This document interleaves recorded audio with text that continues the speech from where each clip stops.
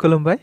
गिबियावनो नोंथांमोनखौ बयखौबो सोरजिदा क्रिएटिभिटी चेनेलाव बरायनायजों लोगोसे फुंबिलिनि गाहाम हामलायनायखौ बावहरग्रोनाय जाबाय। दिनैनि माखासे निउस आपडेटफोरखौ नोंथांमोननि सिगाङाव फोरमायथिना होनो आवगायनाय जालायबाय। नोंथांमोनहा भिडिअखौ नायनानै मोजां मोनोब्ला लाइक खालामगोन होनना आसा खालामबाय। लोगोसे इउटिउब चेनेलखौ दाबो साबस्क्राइब खालामाखैबा साबस्क्राइब खालामनानै लानो थाखाय गुरै खावलायनाय जाबाय। थ' बिदिब्ला जोङो भिडिअखौ जागायनोसै। क'क्राझार लकसभा बियाबनि थाखाय बिपिएफ राजखान्थि दोलोआ खाम्फा बरगयारिनि जायगायाव आंखौ होनायमोनब्ला थारैनो आङो गोरलैयैनो देरहानो हागौमोन। फैबाय थानाय 2025 मायथाइयाव बिटिसि इलेक्सनाव आंनि दैदेननाय अदेबानि आंनि हेफाजाब होनायावनो बिटिआर ओनसोलाव गोदान राजखान्थि हान्जा जोनोम जानानै गुबुन राजखान्थि हान्जाफोरजों लोगो नांनानै बिटिसि इलेक्सनाव बाहागो लागोन। नंगौ, बेफोर गोख्रों बाथ्राफोरखौ बुंथिनानै होदों। दाखालिबावैसो जानानै थांनाय एमपि बिसायख'थियाव क'क्राझार बियाबनिफ्राय सासे इन्डिपेन्डेन्ट केन्डिडेट पृथ्वीराज नारायण देब मेस बिथाङा। मिथिनो मोननाय बायदिब्ला बिथाङा बिपिएफ राजखान्थि दोलोनिफ्राय गावस्रानानै थारैनो गाव हारसिङैनो मोनसे इलेक्सन गेलेनायखौ जों बयबो खौरां बिजोंनि गेजेरजों मिथिनो मोननाय जादोंमोन। नाथाय बिथाङा मैया बिसायख'थि फोसावखांनायनि उनाव फिथाइ फोसावनायाव बिथाङा जेननायखौ स्वीकार खालामनानै बे बाथ्राखौबो रोखायै बुंथिनानै होदों दि थारैनो हाग्रामा महिलारि दैदेननाय बिपिएफ राजखान्थि दोलोआ मोनसे गोरोन्थि फोसावथाय होदों। अदेबानि खाम्फा बरगयारि बिथांनि जायगायाव बिपिएफ राजखान्थि दोलोनिफ्राय आंखौ बिजाथि होनायमोनब्ला आङो बिपिएफ राजखान्थि दोलोनि जानानै क'क्राझार लकसभा बियाबाव गोरलैयैनो देरहानो हागौमोन। लोगोसेनो फैबाय थानाय समाव एबा बिटिसि इलेक्सन 2025 खौ नोजोर बोनानै मोनसे गोदान राजखान्थि जोनोम होनानै गुबुन राजखान्थि दोलोफोरजों हेफाजाब लानानै फैबाय थानाय समाव राजखान्थि गेलेगोन होननानैबो बिथाङा खौरांगिरिफोरनि गेजेरजों गोख्रोङै बुंथिनानै होनायखौबो मिथिनो मोनबावदों। नरेन्द्र मदि बिथाङा फिन थामथिबारनि थाखाय भारत हादरनि गाहाय मन्थ्रि बिबानखौ फैगौ 8 जुन खालि आजावनानै अदेबानि समायखिरा लागोन होनना खौरां बिजोंनि गेजेरजों मिथिनो मोननाय जादों। जों बयबो खौरां बिजोंनि गेजेरजों मिथिनो मोनदोंमोन दि देग्लाय 2024 मायथाइनि 8थि लकसभा बिसायख'थिनि फिथाइ साननाय हाबाफारिया दाखालि 4 जुन खालि जानानै थांबाय, जेराव बिजेपि राजखान्थि दोलोआ गाव हारसिङैनो 240 मासि मोननानै बयनिख्रुइबो बांसिन मासि मोननो हानाय राजखान्थि दोलो जानो हानायखौ मिथिनो मोननाय जादों। गुबुन फारसेथिं बिजेपि राजखान्थि दोलोजोंनो थाफानाय मोनसे एलायन्स गुबुन राजखान्थि दोलोफोरा बाहागो लानानै गासै बिथांमोनहा 292 बांसिन मासि लानानै आवग्रिनो हादों, जेराव मोनसे सरकारखौ दानो थाखाय मोनसे राजखान्थि दोलोनो गासै 272 मासिल' नांगौ, नाथाय एनडिए एलायन्सआव गासै 292 मासियाव आवग्रिनो हानायखौ नुनो मोननाय जादों। गुबुन फारसेथिं इन्डिया, जाय कंग्रेस दोलोखौ लाफानानै गुबुन राजखान्थि दोलोफोरा गासै 234ल' मासि मोननो हानानै बिथांमोनहा दायो सरकारखौ दानो हानाय नंला होनना मिथिनो मोननाय जादों। जायखौ नोजोर बोनानैनो एनडिएनि मोनसे मैया गोदान दिल्लीआव पिएम हाउसआव सावरायलायनाय जादों होनना मिथिनो मोननाय जादों। मख'नो गोनांदि बे एनडिए एलायन्सआव गुबुन राजखान्थि दोलोफोर जायफोरा राजखान्थि दोलो एलायन्सआव दंफायो बिथांमोनहा गासिबो हाबाफारियाव बाहागो लाहैदों होनना मिथिनो मोननाय जादों। लोगोसेनो बे सावरायलायनायनि गेजेरजों थारैनो एनडिएनिफ्राय नरेन्द्र मदि बिथांखौ थामथिबारनि थाखाय गाहाय मन्थ्रि महरै सायख'नायबो जायो होनना खौरां बिजोंनि गेजेरजों मिथिनो मोननाय जादों। लोगोसेनो नरेन्द्र मदि बिथाङाबो मैया मोनाबिलि समावनो हादरगिरि द्रौपदी मुर्मुनि सेराव गावनि हादरनि गाहाय मन्थ्रिनि बिबानखौ एंग्लायनाय अदेबानि गावनि केबिनेट मन्थ्रिफोरनि बिबानखौ फोजोबनाय जायो होनना मिथिनो मोननाय जादों। गुबुन फारसेथिं फैबाय थानाय 8 जुन खालिनो भारत हादरनि थामथिबारनि थाखाय गोदान सरकारखौ दानाय जागोन होनना नरेन्द्र मदि बिथाङा खौरां बिजोंफोरनि गेजेरजों बुंथिनायखौ नुनो मोननाय जादों।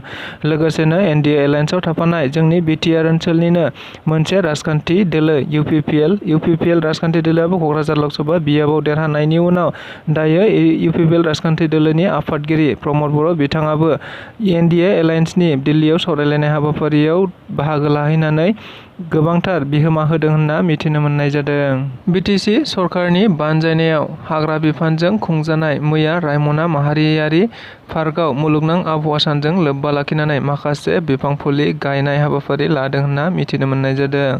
मख'नो गोनांदि मुलुगनां आबहावा सानखौ लोब्बा लाखिनानैनो बिटिसि खुंथायआ गुबुन बोसोराव बेबायदिनो बिफां गायनाय हाबाफारिफोरखौ लाबोनाय बायदिनो मैयाबो आरोबाव हाग्रा बिफाननि बिटिसिनि बानजायनायाव बेबायदि बिफां गायनाय हाबाफारिफोरखौ लादों होनना मिथिनो मोननाय जादों। मख'नो गोनांदि बिटिसिनि हाग्रा बिफाननि बानजायनायाव कसुगाव सेन्ट्रेल रेन्जनि सिङाव थानाय नबिर गड़आव बिफां फुलि गायनायखौ लादों। मख'नो गोनांदि बे हाबाफारियाव थारैनो बिटिसिनि हाग्रा बिफाननि मावफुं सोद्रोमा रनजित बसुमतारी, बिथांजों लोगोसे इएम विल्सन हाजदा आरो हाग्रा बिफाननि CHDजों लोगोसे गोबांथार दैदेनगिरि आरो गोबांथार अफिसार बिथांमोना हाबाफारियाव बाहागो लाफानानै मैखोमै जाफुंसार होदों होनना खौरां बिजोंफोरनि गेजेरजों मिथिनो मोननाय जादों। लोगोसेनो बिटिआर हाग्रा बिफाननि इएम रनजित बसुमतारी बिथाङा खौरांगिरिफोरनि सिगाङाव बुंथिनानै होनाय बायदिब्ला थारैनो बिटिसि ओनसोलाव टुरिज्म बिफानाव रां खामायनो जोबोद मोजां। बेनिखायनो माहारियारि पार्कफोरखौ नोजोर बोनानै टुरिज्मआव माबायदि जौगाहोनाय एबा रांखान्थियारि जौगानाय लाबोनो हायो, बेनि थाखाय जोङो बिटिसिआव सावरायलायनानै खामानि मावनाय जागोन होननानैबो बिथाङा खौरांगिरिफोरनि गेजेराव गोख्रोङै बुंथिनानै होनायखौबो मिथिनो मोन्दों। दुलाराय बर' फरायसा आफादनि बानजायनायाव चिरां जिल्लानि सिङाव थानाय UN एकाडेमि ब्रह्म फरायसालिमायाव मोनसे मुलुगनां आबहावा सान फालिनायखौ नुनो मोननाय जादों। मख'नो गोनांदि दुलाराय बर' फरायसा आफादा गुबुन गुबुन बोसोराव बेबायदिनो मुलुगनां आबहावा सानखौ नोजोर बोनानै गुबुन गुबुन थावनि आरो गुबुन गुबुन जायगाफोराव दायो मिथिंगाखौ नोजोर बोनानै बिथांमोनहा बिफां गायनाय हाबाफारिफोरखौ लाबोबाय थादों।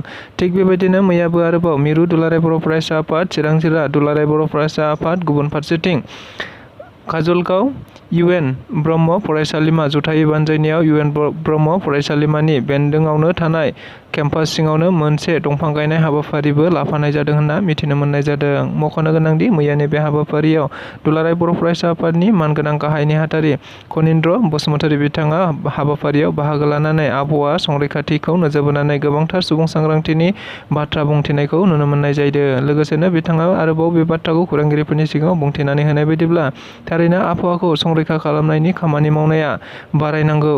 दायो मिथिंगानि बिखाय गोबां गरम जालांनो हमबाय। बेनिखायनो मिथिंगायाव दायो बिफां लाइफां गायनाय हाबाफारि आरो संरैखा होनाय हाबाफारिखौ मैखोमै बारायलांबाय थानांगौ होननानैबो बिथाङा खौरांगिरिफोरनि गेजेरजों बुंथिनानै होदों।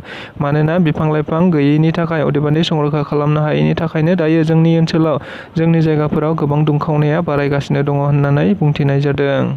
सानसुमा खुंगुर बैसुमुतियारिनि उनाव दायो आरोबाव बड'लेण्डआव फिन सासे बर'नि MP देरहानो हाबाय। बर' आरो अबर' सोदोबखौ दायो आंनि दैदेननायावनो फोजोबनो हाबाय। दायो BTCआव गोजोना फैबाय। नंगौ, बेफोर गोख्रों बाथ्राफोरखौ बुंथिनानै होदों आसामनि दानि गिबि मन्थ्रि डक्टर हिमन्त बिश्व शर्मा बिथाङा। मिथिनो मोननाय बायदिब्ला थांनाय 10 बोसोरनि सिगांनिफ्रायनो नब कुमार सर'नियाया क'क्राझार लकसभा आव MP जाबाय थादोंमोन। बिथाङा थारैनो गुबैयै बर' आरो अबर'नि राजखान्थिखौ नब कुमार सर'नियानो लाबोनानै बर'फोरनि गेजेराव, अदेबानि BTR ओनसोलाव बर' आरो अबर'नि मोनसे गावस्रालायनाय आरो गावजों गाव असान्ति खालामनानै होबाय थादोंमोन। नाथाय दायो आंनि दैदेननायावनो, अदेबानि हिमन्त बिश्व शर्मा बिथांनि दैदेननायावनो दायो बर' आरो अबर'नि राजखान्थिखौ फेजेननो हाबाय। सानसुमा खुंगुर बैसुमुतियारिनि उनाव फिन 10 बोसोरनि थाखाय उनाव दायो बर'निनो सासे MPखौ क'क्राझार लकसभा बियाब, अदेबानि बड'लेण्डआव मोननो हाबाय। थारैनो बियो जोबोद गोजोननायनि बाथ्रा। नंगौ, बेफोर गोख्रों बाथ्राफोरखौ बिथां डक्टर हिमन्त बिश्व शर्मा बिथाङानो खौरांगिरिफोरनि गेजेराव बुंथिनानै होदों आरो जोबोद गोजोननायखौ फोरमायदों। एबारनिफ्राय आरोबाव BTC ओनसोलाव दायो बर' आरो अबर'नि राजखान्थि, अदेबानि सोदोब बाथ्राफोरा जोबलांबाय। नंगौ, बे बाथ्राखौ बुंथिनानै होदों आथिखाल बनरगाव BTC बियाबनि MCLA राजिब, अदेबानि बांगाल ब्रह्म बिथाङा। मिथिनो मोननाय बायदिब्ला बिथाङा मैया मोनसे आबहावा सानजों लोब्बा लाखिनानै क'क्राझार जिल्लानि सिङावनो थानाय बनरगाव लाइमोन सोरां एकाडेमि फरायसालिमानि सिङाव बानजायनाय बे हाबाफारियाव बाहागो लानानै बिथाङा खौरांगिरिफोरनि सिगाङाव बुंथिनानै होनायखौ नुनो मोननाय जादों। थारैनो आबहावाखौ गोथारै लाखिनांगौ, अदेबानि आबहावाखौ गोथारै लाखिब्लासो जोंनि मिथिंगाया मोजां जागोन आरो जोंनि ओनसोलाव गोबांथार बेबायदि बेमार आजारनिफ्राय जोङो बारग'नो हागोन होननानै बिथाङा बुंथिनाय जादों। मख'नो गोनांदि बे हाबाफारियावनो बाहागो लानानै आरोबाव बिथाङा खौरांगिरिफोरनि सिगाङाव बुंथिनानै होनाय बायदिब्ला थारैनो देग्लायनिफ्राय आरो बर' आरो अबर'नि राजखान्थिया जोबबाय। मानोना नब कुमार सर'निया बिथाङा थारैनो थांनाय 10 बोसोरनिफ्रायनो बर' आरो अबर' खालामनानै ओनसोलाव गोबांथार थासारि गाज्रि खालामदोंमोन, अदेबानि गावजों गाव नायलायनो हायै सोमजिहोदोंमोन। नाथाय नबकुमार सर'नीया देग्लायनिफ्राय आरो जेननायनि थाखायनो दायो बर' आरो अबर'नि गेजेराव बेबायदि सानलायनाय आरो गावस्रालायनाय, अदेबानि बेबायदि अबर' आरो बर' सोदोबा जोबनानै थांबाय होननानै बिथाङा खौरांगिरिफोरनि सिगाङाव रोखायै बुंथिनानै होदों।